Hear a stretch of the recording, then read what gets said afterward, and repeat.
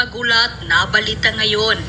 Viral at trending ngayon sa mundo ng social media ang di umano'y balitang kahit anong pilit niyong ginigipit at halos taplakan na ng lupa at walang katapusang siniraan, ang mga Duterte ay mas lalong lumalakas at mas lalong minamahal naman ng taong bayan ang mga Duterte. At kahit anong pilit niyong gawa ng kasinungalingan, ang mga Duterte ay siyang lalabas at lalabas din ang katotohanan. Matapos sampahan ng reklamo sa Korte Suprema ang lahat ng mga taong kasabwat sa di umano'y iligal na pagpapaaresto sa dating Pangulo na si Rodrigo Roa Duterte, Supreme Court of the Philippines naglabas na rin ng ultimatum at binasag na rin ang katahimikan at tinaningan ang gobyerno ni Pangulong Marcos Jr. na magpaliwanag sa loob lamang ng 24 oras. Ito ang pinakamalaking good news sa mga Duterte na siyang gumimbal naman sa mga loyalistang bulag pa rin sa katotohanan at ang gobyernong ngagba. Dahil kapag hindi raw nila napatunayang legal ang kanilang ginawang pag-aresto, dating Pangulong Rodrigo Duterte posibleng makalaya at mukha di umanong makakabalik na sa Pilipinas. Oras na mapatunayang iligal di umano ang ginagawa ng ilang mga lokal na opisyal sa pag-aresto sa kanya. At ito na nga mga ka-update, kapapasok lamang na balita. Ito ang balitang dapat malaman ng taong bayan. Naglabas na ng matinding utos ang Korte Suprema at pinasasagot na ang mga taong nag-aresto kay former President Rodrigo Duterte. Kasama na dito ang mga involved na sina General Diwata Torre, Executive Secretary Lucas Bersamin at DILG Secretary Rimulya, kasama pa si General Marbil. Ito ang biglaang tila ultimatum o utos ng Korte Suprema na dapat sumagot ang mga respondent sa loob lamang ng 24 oras upang ipaliwanag kung bakit hindi ba dapat pagbigyan ang mga petisyon para sa habeas corpus na inihain ng magkapatid na Duterte. Narito ang kumpirmadong balitang inilabas mismo ng Korte Suprema sa kanilang official Facebook account, and I quote, Supreme Court PH, March 13, 2025. Statement of Supreme Court spokesperson Attorney Camille Shumay Elting on the petition for habeas corpus certiorari and prohibition with prayer for issuance of temporary restraining order or TRO and or writ of preliminary injunction WPI filed by Representative Paulo Z. Duterte with the SC Supreme Court of the Philippines Office of the Spokesperson. Statement of the Supreme Court spokesperson on March 12, 2025 at 4:26 p.m. the Supreme Court received a third petition for habeas corpus certiorari and prohibition with prayer for issuance of temporary restraining order or TRO and or writ of preliminary injunction WPI filed by Representative Paulo Z. Duterte, petitioner. The petition challenges the action of Executive Secretary Lucas Bersamin, Interior and Local Government Secretary Juan Victor Rimulya Jr. and Philippine National Police Chief Major General Romel Francisco Marbil, respondent, in enforcing the International Criminal Court or ICC warrant against former President Rodrigo Roa Duterte. It seeks to nullify this action and prohibit further cooperation with the ICC. The petitioner also prays for a writ of habeas corpus to secure the release of former President Rodrigo Duterte from his confinement and detention. On March 13, 2025, the SC and Bank anonymously resolved to first consolidate the petition filed by Representative Paulo Z. Duterte with the earlier petition for habeas corpus filed by Sebastian Z. Duterte and Veronica A. Duterte. Second, direct respondent in the consolidated petition to show cause within a non-extendable period of 24 hours from receipt of notice why the peremptory writ of habeas corpus should not issue. Unquote. Kaya nang lumabas ang naging balitang ito ay hindi naman mapigilan ng marami sa ating mga kababayan na maglabas ng kani-kanilang hinaing at komento sa mundo ng social media. At ayon pa nga sa kanila, salamat po Supreme Court, pinakinggan ng Diyos ang panalangin ng buong sambayanan. Thank you po Supreme Court. Naiintindihan niyo ang pagmamahal ng taong bayan sa nag-iisang mahusay na Pangulo, FPRRD. Mabuhay ka po President Rodrigo Roa Duterte at ang buong family Duterte. God bless po. Kayo lang po ang totoong nagmamalasakit at nagmamahal sa bansang Pilipinas. We love you po. I love you Tatay Digong. God bless you always. Malagpasan mo yan, tatay. Alam ko matalino ka at may tapang, may prinsipyo at may dignidad. I salute you, tatay. Ingat po, tatay. God bless po. Magpalakas po kayo hanggat andyan kayo. Sobrang nai-stress na po kami dahil po sa kalagayan nyo. Makakabalik din po kayo ng maayos pag-uwi nyo ng Pilipinas. End quote. Panoorin natin muli mga bossing. Continuation. Ito compilation ng lahat ng mga kahayupan na pagmasamang pagtrato sa mga Duterte. At kaya ko ito pinakikita para hindi natin makalimutan, para masaktan tayo lahat pare-parehas, para mainis tayo at magkaroon tayo ng drive para iboto ang buong PDP state at ibasura mula konsehal hanggang senador ng alyansa. Panoorin ninyo kung papaano binaboy, binalasubas ang pamilya Duterte, ang mga abogado na kasama niya, more so ang dating Pangulong Duterte na walang ginawa kung hindi magsilbi sa bayan. Walang pagnanakaw, walang kaso sa Pilipinas, pero pinamigay sa mga banyaga.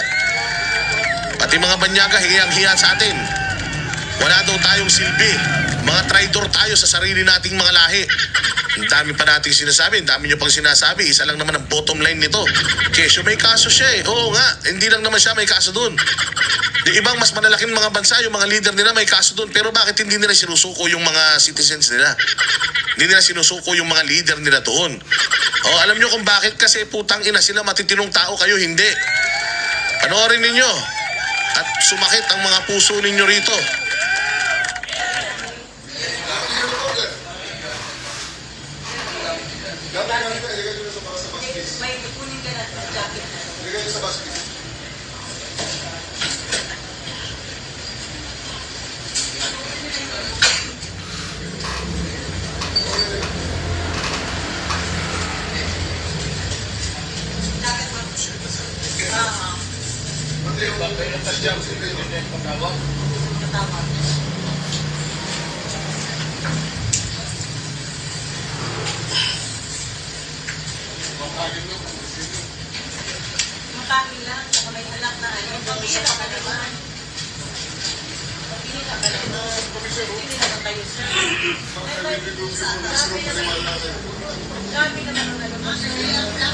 I will remove you by force. Ito, tandaan nyo rin to, itong isang to. Yan si Jean Pajardo. Lahat yan, tandaan nyo, yung mga mukha, yung mga nagtatago na mga pulis na yan, tinatago nyo pa yung mga mukha nyo, wala kayong mga kwenta. Kaya kayong mga pulis kayo na, kaya kayong mga nakasombrero na ganyan para hindi makita yung mga pagmumukha ninyo. Alam nyo pang-aabuso to. Ipanaliliwanag sa inyo ng mga magagaling na mga abogado na kasama ni Pangulong Duterte at ni Pangulong Duterte na mali ito. Hindi ito ang proseso. Pero hindi nyo pinakikinggan. Bakit? Kasi may utos sa inyong, may nag-utos sa inyo na mas mataas na kahit na mali, gagawin nyo pa rin. Kasi nga, may nautos sa inyo na mas mataas. Sa anong premyo?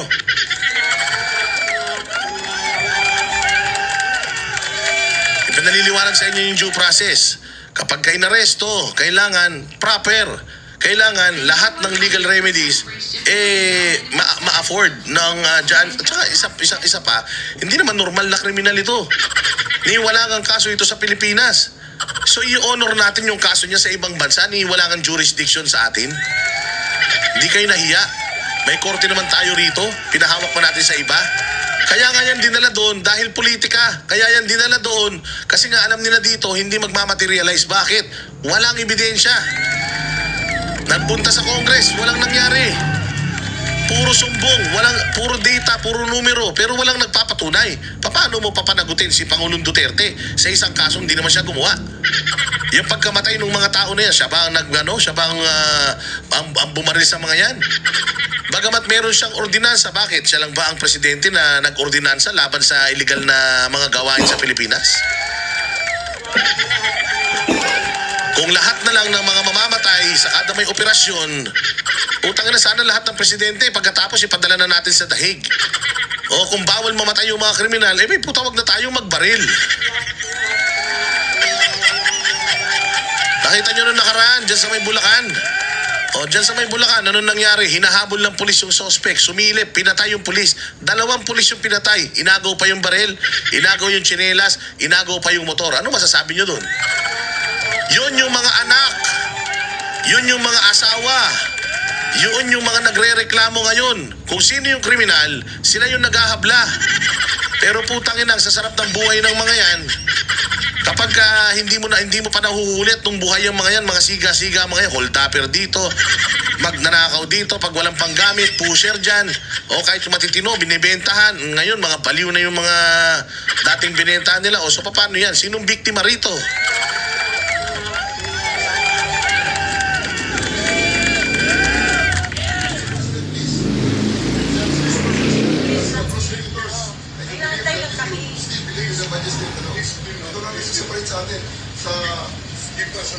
Alam mo, huwag ka na lang magsalita, sir. Kasi hindi na kayo kapaniwala, sir. Sumunod sa batas, gago, ikaw nga hindi sumusunod sa batas.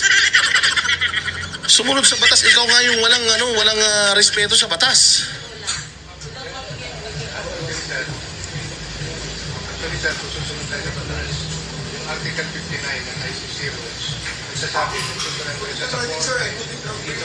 Ano, tinan mo, pinapaliwanag sa iyo yung batas. Kasi sinasabi mo, sumunod sa batas eh.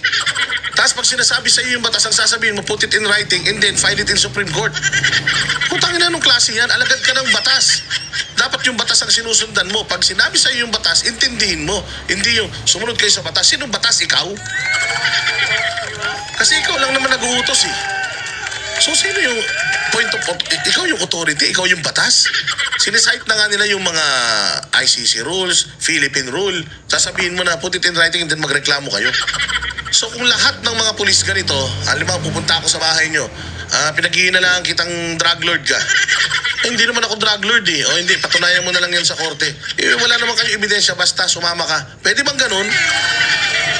Dapat may basihan. Dapat may basihan, sir. Dapat alam mo kung ano yung kaso. Pinapapaliwanag sa ni Pangulong Duterte, ano yung kaso ko? Ano, ipaliwanag mo sa akin, ina-arresto mo ako, tatanggalan mo ako ng liberty, tapos di mo alam kung ano yung kaso ko. Tapos ngayon sasabihin mo, hindi, doon ka na lang magpaliwanag sa dahig. Pwede ba yun? Hindi naman sa Pilipinas yun eh. Ba't ako magpapaliwanag doon? Magpapaliwanag ako dito, nagpapaliwanag na ako sa iyo eh. Hindi nyo ako pwedeng kunin, hindi nyo ako pwedeng dalhin doon nang walang due process. This is not due process.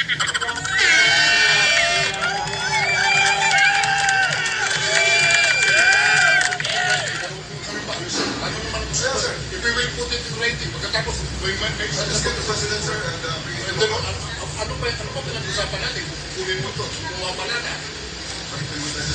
Yan na nga, sir. Balikin tayo sa ano. Ikaw na nagsabi, right to counsel. We are here invoking our right to counsel. His right to counsel.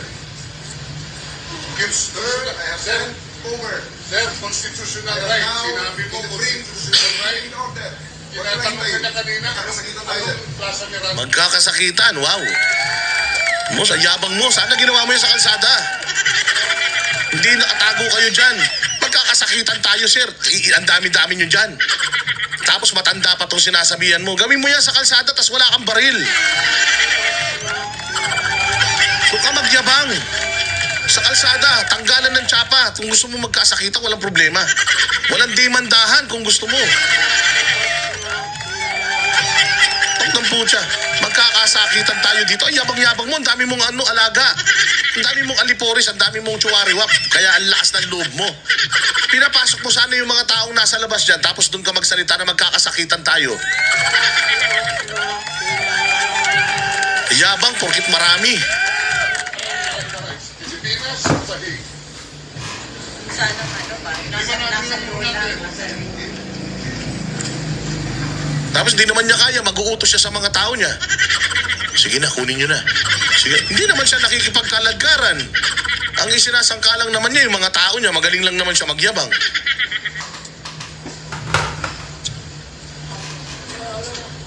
I know, sir. I'm not afraid. Please, let's spare all of them. Show your statement, Chief Sir. Let's spare all of them. I'm waiting. Take it, sir. I'm waiting for my daughter and son. I assure you, sir, that your rights will be protected. We are also, how can we protect our rights? What if they say that he is not guilty? How do we implement that if he's dead already? Sabihin nyo nga sa amin. Paano mo lang ang anak mo? Kung magbigay ng order, Ang anak mo. Paano mo lang ang anak? Grabe ka naman. magbigay ng order, sir. Kailangan namin mag-isip yung anak ko. Grabe, isa lang anak kita niya. Ulo na lahat dito. Tayin mo yung anak. Dalawang anak. Okay, Tayo ka na lang, sir. Pag-usap eh. Gusto magdala ng pagkain sa wala na, sir. Gusto, sir, ang panahon. Kanina pa, sir.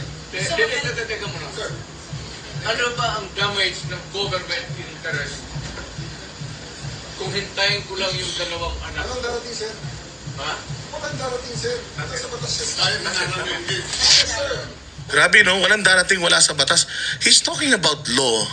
They're citing laws. Hindi niya naiintindihan yung batas. Pero ang lakas ng loob niya na i-cite na or sabihin, ilabas sa bibig niya na sumunod sa batas. Grabe, ibang klase ang utak talaga nitong mamang ito, twisted.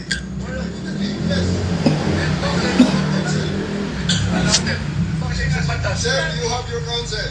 Huwag na tayo mag-debate rito. This is not a place for debate. Right now, sir, I can give you Yes. order to remove you from him. Ma-isolate si President Duterte. Maiwan siya mag-isa dyan.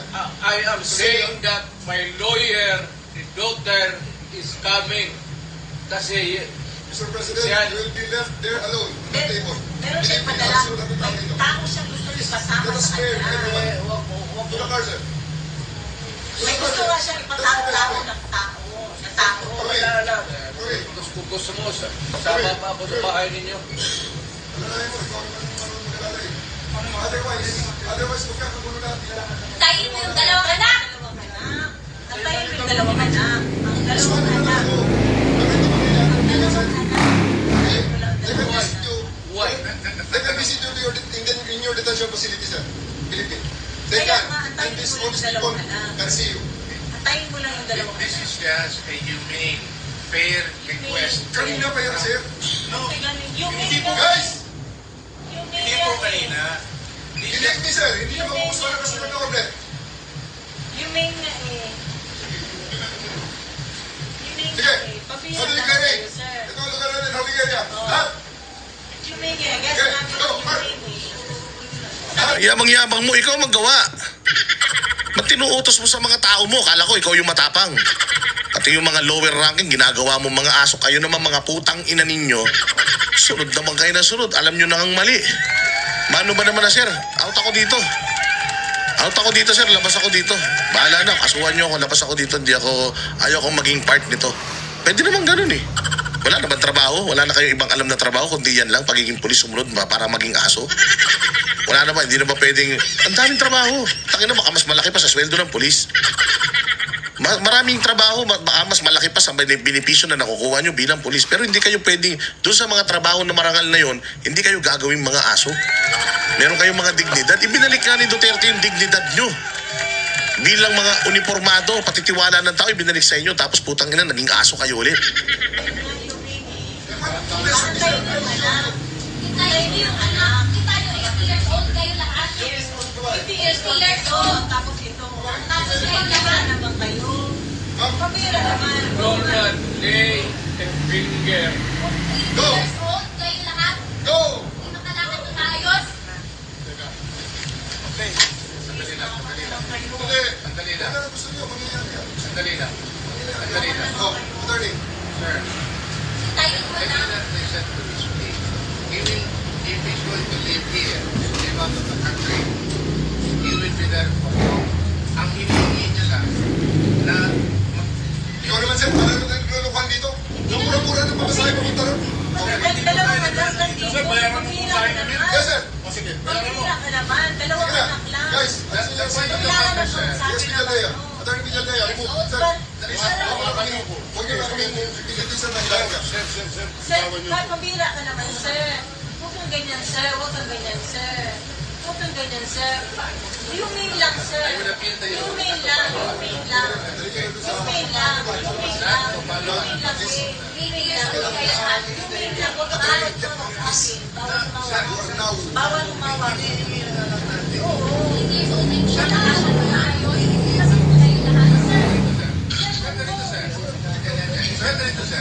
Hindi po ang abogado ang humihiling. Si President Duterte na mismo ang humihiling. Kaya nga, pagbigyan niyo. Pagbigyan nyo naman. Ayaw, kanina pa eh. Hindi naman lahat, ilan ang hinuling ang araw na ito, sir? Sa iba-ibang mga krimen. Ilan ang binigyan ng ganitong... Kasi nandito kayo lahat eh. Nag-iisang tao. Ilan ang binigyan ng Nag-iisang ganitong... tao. Ang daming krimen sa labas. Presidential Nandito Council kayo. namin. Sir, hindi kami Sir, humingi ng please pabor. naman. Just invoke Article 59. Bakit hindi yan magawa-gawa? Attorney, you will be That's removed from... precisely the point that I'm saying. Ano lang naman yan? Huwag kayong mag-ano. Huwag kayong... Please lang. Bawal hawakan. Attorney, you will be removed Bawal from... hawakan. Bawal hawakan. Kayo ka na lang. Bawal The right to hawakan. counsel is something that has to be observed Right to counsel. and Huwag respected. kayong umawak. Huwag kayong nakipakialam sa ano yan. Saan mo ano niya lawyer? Saan mo ano niya lawyer? Nag-uusap pa kami. Huwag na tayo. Nag-uusap pa kami. Huwag mo hawakan yung lawyer. Huwag mo hawakan. Nag-uusap pa kami. Hawakan. Huwag mo hawakan. Huwag mo Huwag tayo. Attorney, please Huwag naman. mo hawakan. Is this what you want, Mr. President? Huwag mo hawakan. Si Duterte pa yun. Is this what you want, Mr. President? Putang ina, parang si Duterte pa yung nanggugulo. Tarantado putang ina nito. Ay, nako. Sabi ko nga sa inyo eh. Kailangan nyo talagang makita ito. Kailangan nyo makita ito para makita ninyo how a person whom loved the country so much tinrato ng ganito noong mga nirespeto niya ng sobra-sobra. Sabi ko nga eh, sana yung pinataas na sweldo ng mga pulis, na mga sundalo, sana ibinigay na lang dun sa mga deserve. Sana hindi na tayo umiyak, nalungkot doon sa mga uniformado na inaambush ng mga NPA. Kung ganito din lang palang igaganti sa atin, mga Pilipino, ng mga uniformadong ito, sana, utangin na hindi na inayos ni Pangulong Duterte Pilipinas, sana kahit papaano, maluwag sa kalooban natin kung gawin nila to kay Duterte. Hindi. Nagtrabaho ng maigi itong matandang ito eh. Nagtrabaho ng maayos, walang ninakaw. Pinrioritize kayo, tapos ginanito ninyo. Ayan mo. Kayo mga Huwag mo hawakan yung nanay ko! Tangina mo! Hindi, sandali. Yung mga sundalo, tanungin ko kayo, ano ang kasalanan ko? Matanong nga. Kayo, nandito mong kayo lahat. Ikaw, tanungin kita, Ture, anong kasalanan ko?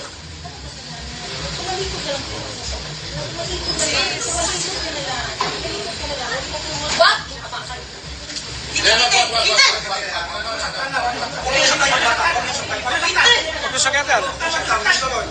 Akin na yung anak ko! Akin na yung anak ko! Akin na, talilikad sa alikad mo na. Alikad mo. Don't go in personal. Akin na lang. Ikaw na lang. Lahat, akin na lang. Don't go in personal.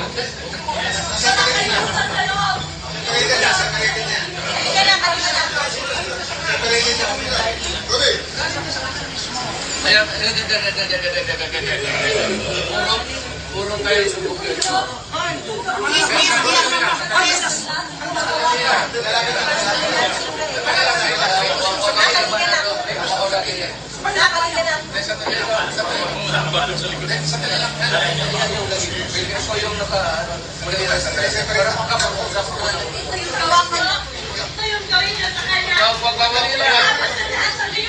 Hoy, nandito yung preso, hindi dyan. Hoy! Yung nakakawa si Pangulo kasi ang hina-hina niya na eh. I know and I believe if he is still strong at kung may baril yan dyan, hindi yan papayag na ganyan. Mamamatay kayo lahat, maniwala kayo. Di baling mamatay siya, pero hindi nyo yan kayang gawin sa kanya. Sandali lang. We're trying to kayo lang agad eh. Hindi naman kasama yun eh. May sasabihin lang. Ito yung nanay nila!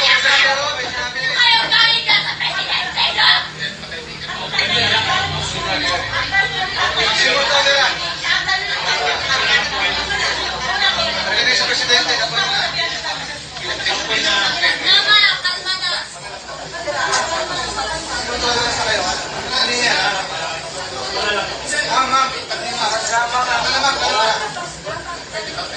him orderly all. Yan mga ganun na reaction, expected video yan kasi pamilya. Huwag kayo mga sundalo kasi kayo kung mahuli, ganun ang pamilya ninyo.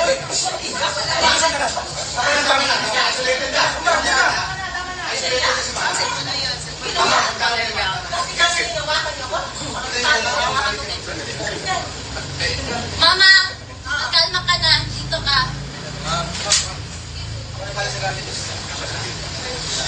Ayan mga bossing. So dito nakita nyo up close and personal how they treated Pangulong Rodrigo Roa Duterte and his family despite everything na ginawa niya para sa bayang Pilipinas. If you are still laughing at this, if you are still happy na nangyari ito, then wala na. The Philippines is really going to the dogs. Sa totoo lang, ito hindi na to matter of political belief, political affiliations, pula, dilaw, green, kung ano ka man. This is a matter of us being Filipinos giving each other away. Tayo ng mga Pilipino na ipinagkakanuno ng kapwa natin Pilipino sa isang banyagang entity na wala naman tayong affiliations, wala tayong connection, wala tayong responsibilidad. Tayong mga Pilipino, responsibilidad natin na protektahan ng bawat isa, mahalin ng bawat isa, mahalin ng bayang Pilipinas. Yung interest lamang ng Pilipinas ang dapat nating pinaiiral. Habang ikaw ay natutuwa sa mga nangyayaring ito, hindi mo ba alam na itong mga ganitong gawain ay gawaing komunista? Itong mga ganitong mga scenarios, itong ganitong gulo, ang natutuwa dito, komunista. Kung siguro natutuwa ka at masaya ka sa mga nakikita mong ito, masaya ka sa kinahinatnan nitong tagpong ito, wala na. Hindi mo alam, pero kasapakat ka na at kasama ka na nila. Isa ka ng NPA, isa ka ng komunista. NPA kasi merong rule of law, pero hindi ino-honor yung konstitusyon, yung rule of law. We are not a member of ICC. Pero haharap si Pangulong Duterte sa lahat ng kaso dito sa Pilipinas. Pero walang kaso ni isa sa Pilipinas, nagkaso doon kasi nga doon politikal. Gusto lang kasi nila masira, mawasak ang mga Duterte at gusto nila na magkawatak-watak ang mga Duterte. At yan, nangyari na nga. Pinamigay natin sa isang bansang pabor sa komunista, pabor sa komunismo, kakampi ng mga NPA, yung isang presidente na once fought hard with the NPAs. Di natin alam kung si Pangulong Duterte ay makikita pa natin, maraming mga kumakalat ng mga balita na there's a huge possibility na makabalik pa siya rito. It's just sad na nandito na siya Ba't kailangan pa siyang makapunta ron para lang pabalikin natin dito?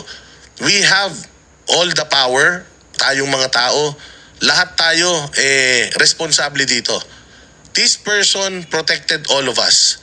Pero nung kailangan niya yung proteksyon mula sa ating lahat, hindi tayo nag-effort. Nakikita natin ngayon napakadaming efforts ng pagmamahal kay Pangulong Duterte.